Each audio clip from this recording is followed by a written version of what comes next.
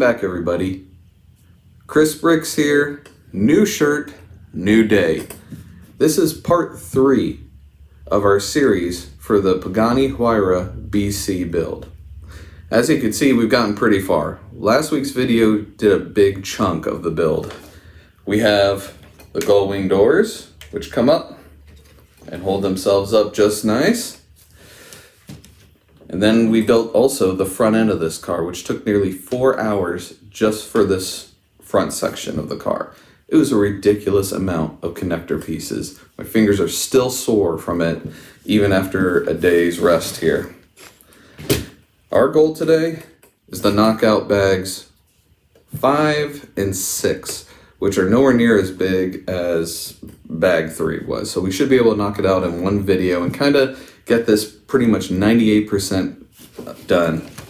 The final video of the series, video 4, will probably be the final touch-up stickers, and then finally the show off.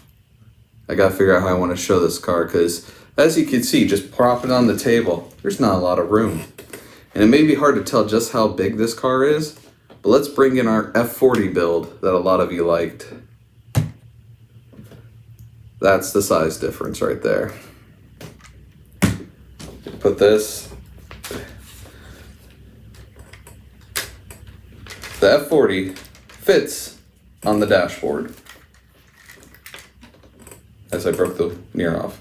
So, that's the difference.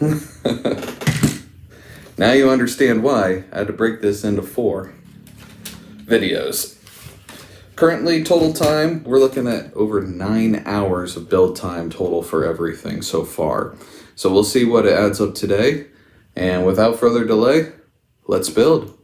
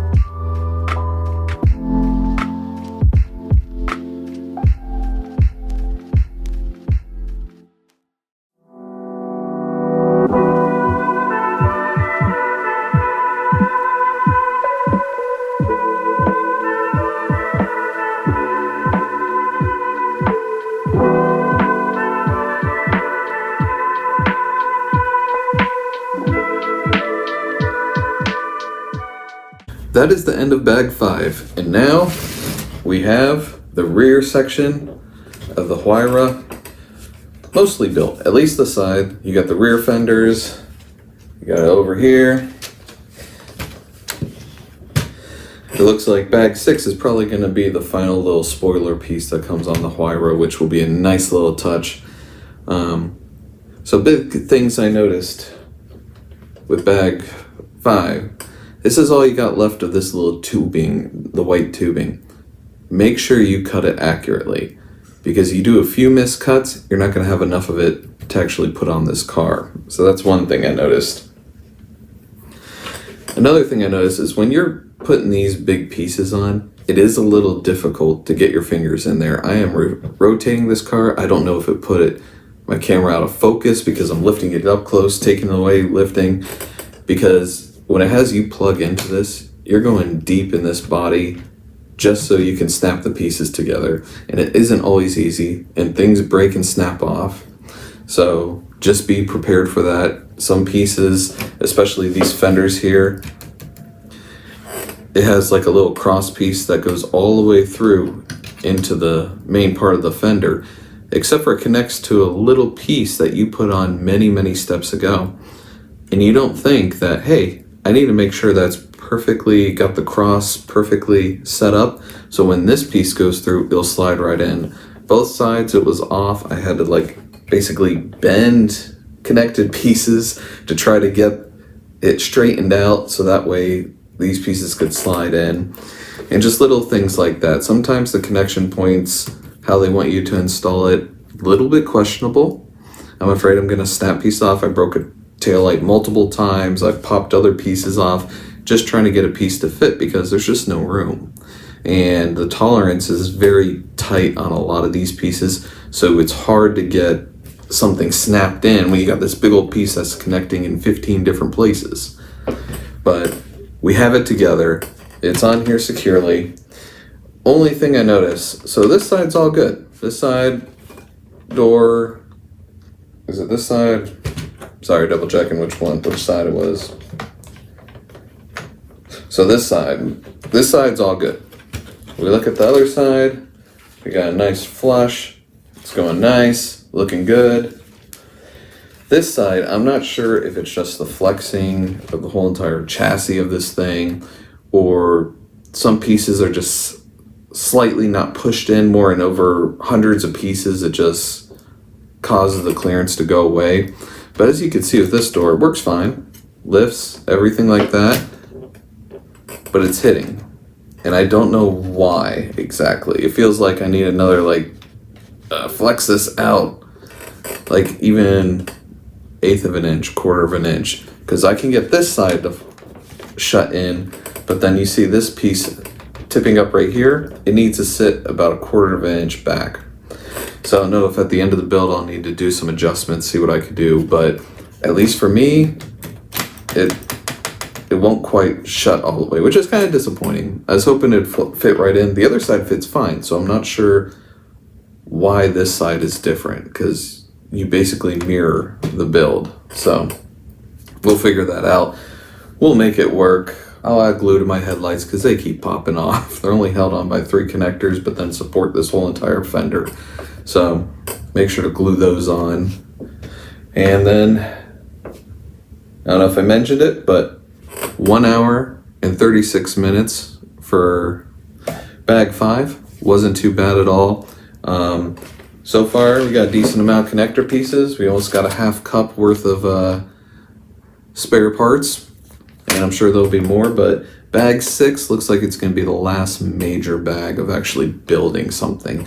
The rest of the bags seem to be the accessories like the wheels, rims, that kind of thing, which will be awesome to get on this car. So, without delay, let's get on to bag 6.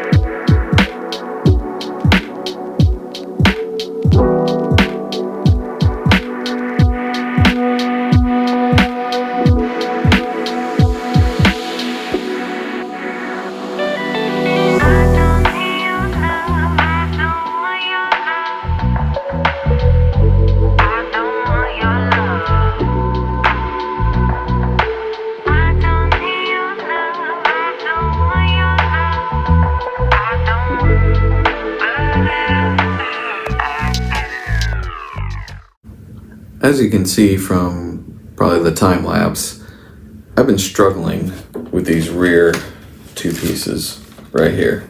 This one and this one. Because it only connects at one point. It should connect right in there, everything be fine, but it doesn't. And I'm not sure why. I've been messing with this probably last 5-10 minutes now, trying to get it to set correctly. I went back in the pages, I built everything correctly as far as I can tell. All the mounting points are in the correct positions, but we run into an issue where you can kind of see them popped up.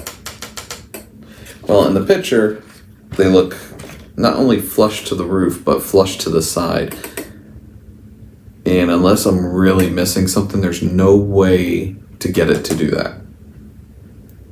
I kind of am shoving it, flattening it out, trying to get it to kind of hold itself, as you can hear the clicking and everything, twist it enough to just get it to hide, and then I'm gonna run with that. It's not exactly, you can see like there's a gap here. It shows in the instructions like it's up kind of against it. I mean, there's a little gap here, but it doesn't show this piece going out over the white. So I'm not sure why it's not fitting, but these two pieces refuse to go how the instructions or how the box looks. So I'm just going to have to make it as good as I can. Maybe research it after this build is done and figure out what did I miss and if anybody else is having this trouble. If you built this set, let me know. Maybe there's something I missed or some piece I shifted one hole two over. But looking at the instructions and everything seems to be in place. I built it correctly, double checked everything, but these things are not fitting how they're supposed to whatsoever. That's a disappointment because a lot of this, besides this door, see how it's pushing this door up now because of that too? So for some reason, something is off in this region, and with these two pieces, it's not helping, which is a disappointment because so far this is like an amazing build. This is one of my favorite cars, and to have like little things like this really brings it down, especially after you spent over 10 hours building this, just for the end to kind of blow up in your face because big pieces aren't fitting right. It's not like it's inside the cabin where people may not see it. This is the outside. Everybody's going to see that these aren't fitting. So we'll continue on, and hopefully I can look online and figure something out to make these fit a little bit better.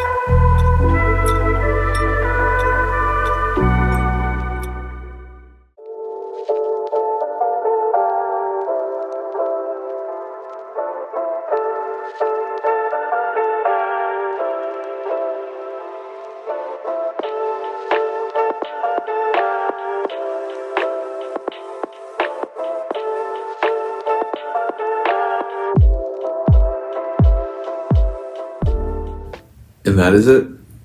Bag 6 is done. Just under 57 minutes. Now, that bag will go a lot quicker if you didn't have the fitment issues over here with these pieces. Those were giving me a heck of a time. I lost a lot of time with those. And like I said, I'm going to have to look into what am I doing wrong? Why isn't it quite fitting right? Or if this is just how it is. Because, you know, sometimes these Lego sets are created in 3D models. You know, they get all the pieces, everything should fit correctly, and sometimes it doesn't. But we got the spoiler on. That is it for building wise, besides putting the wheels together, throwing decals on it. And that one is going to be for the next video, because these videos have been long enough, well over 10 hours of probably total run time. But we'll make sure to time how long for the wheels, decals, so you can get a full time on this kind of set. But like I said, just under 57 minutes for this bag, and look what we got. We got our Pagani Huayra BC, which you could always tell because it has the massive spoiler on the back, enough for bleacher seating. I don't care, it looks amazing on this car. We got the rear diffuser. We got all of our aero bits on the front there. We got the headlights we're gonna glue in because they keep popping off. Of course, gull-wing doors, which are always nice. What? We're just about there. This has been a heck of a week for building this. A lot of time put into this. This is probably one of the most technically challenging sets I've done ever. This probably is. I'm sure a lot of you are laughing at this thinking, it's not that bad. Yeah, for you, if you build really complex sets, I applaud you. Because one thing is, even with honestly, with every single bag, it's like you have to take your time. You try rushing things, or because you put so many hours in, you want to see the final product, so you start speeding up, and that's when you make mistakes. And I did it a number of times. But I've caught my mistakes and I corrected them because the pieces don't fit right. And I know what you're saying. These pieces aren't fitting right. What did you do wrong? I don't know. I flipped through the book. Everything looks as is. Places, the connecting pieces are all there where they should be. I counted the holes and making sure everything is where it's supposed to be, at least. It's just not quite aligning correctly.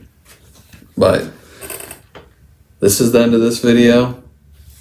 If you want to see more crazy builds like this, you enjoy these larger sets, let me know in the comments. You know, after this, I probably will pick a couple easy ones just to make it easy on myself. It's been a lot of hours put into this, so something more simple will be kind of nice, more relaxing, especially for my fingers. They're pretty raw at this point.